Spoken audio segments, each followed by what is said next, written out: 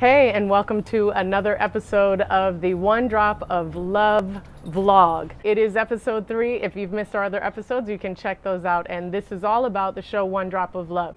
All right, so first of all, what we're going to do in this video today is, first of all, I'm going to tell you a recap of my week. So I'm going to let you know kind of all the things that had to do with One Drop of Love that I worked on this week, so you can get a sense of what happens and what goes into producing a live theater show or event or anything like that. So I'll give you a little recap of that. And then I'm going to leave you with a little bit of inspiration.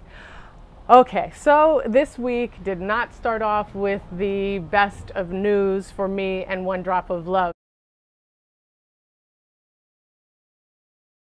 So what happened was that some administrators at the county level watched the trailer, and they said that they didn't think that their school population was ready to have these conversations.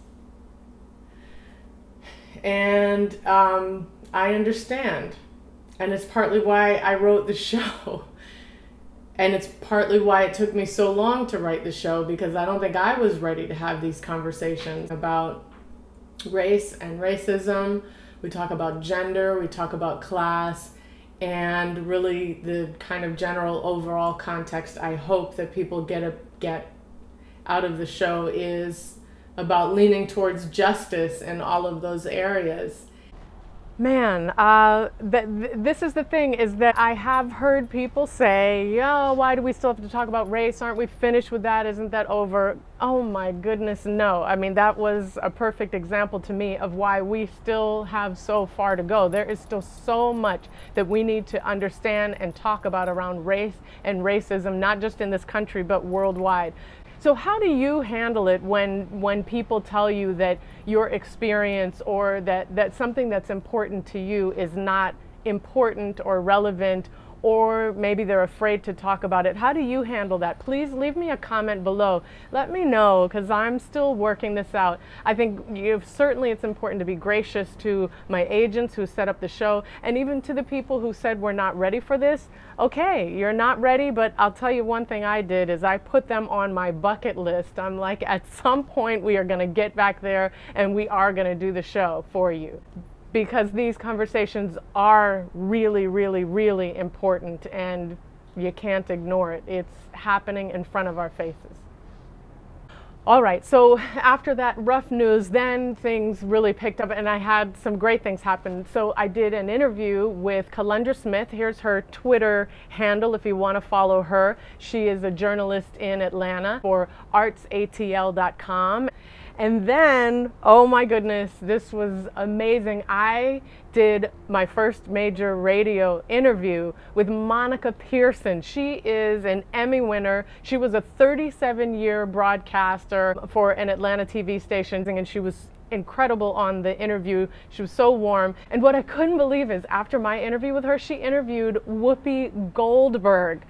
Now, what was so touching for me is that Whoopi Goldberg's show, The Spook Show, which was her first one-woman show that she did off Broadway, was the show that got her discovered. And that show ended up on Broadway. I'm going to put a link. I found a link to the show on YouTube. It's an incredible performance. If you haven't seen Whoopi Goldberg as a serious actor and playing lots of different characters, watch this clip. You'll be blown away. She's just amazing, and she's an inspiration. So thank you so much, Monica Pearson, and thank you to the producers of the show. We just had such a wonderful interview, and you made me feel so comfortable. Thank you so much. Okay, another thing that happened this week, it was my dad's birthday. Winston Barrington Cox, thank you for opening up your heart and your story to other people so that they can learn about how to reconcile with family members and how to be open and express yourselves and hopefully come to a place where we've been able to come in our relationship. I love you so much, Dad. All right.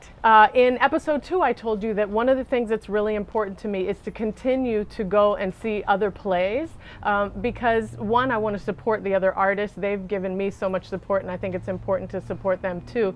And also, I learned so much from going to see other people's work. So this week, I went to see Bulrusher. Bulrusher is by Eisa Davis. It was nominated for a Pulitzer Prize. It is a show about a young woman who is struggling with race and racism and gender and sexuality. It takes place in 1955 in Northern California. And one of the great things about the show is that Eisa Davis uses this dialect that was used in this particular area in Northern California called Buntling, and the direction was so beautifully done that you never felt lost in that language. It was always very clear what the characters were saying, but at the same time, the fact that they used this language really brought you in. It was just a beautiful show. So now it's your turn. What did you accomplish this week? What did you do that is moving towards your goals? Tell me in the comments below. Let's talk about it. Let's motivate each other. All right, it is inspiration time. I wanted to leave you with a quote from Bulrusher. Essentially, the lead character, Bulrusher, is an angry young woman, and rightfully so. She's learning about racism. She's been oppressed herself, both as a woman and as a black woman in this community that she's raised in, and she is angry. She is ready to unleash her anger on the world. And the night before this scene happens, she beats this boy up, and this boy has been professing his love to her, and she is not having it, and she literally beats him to a pulp during this play. And so this next day, she's talking to Vera, a character who comes into town and teaches her so many things, a young woman that she falls in love with. And this is what Vera says to her. "When I watched you beat that boy up, I suddenly knew right then and there I couldn't undo my own hurt by making more. I couldn't undo my own hurt by making more." We cannot undo our own hurt by making more. So I want to leave you with that, and it's something for all of us to carry with us. Let's spread love. Let's spread lots and lots of drops of love into the world. I'm Fanshen Giovanni. I'm the writer, producer, and performer of One Drop of Love. We'll be coming to a city near you soon, so please check our website, onedropoflove.org. You can follow us on Twitter at onedropoflove or at Fanshen. And thank you for watching. If you enjoy these videos, please subscribe. Also give a like and leave your comments. Engage with me. I want to hear about you. I want to hear who you are. I want to hear your goals. I want to hear what motivates you every single day. All right. Have a great day. Bye-bye.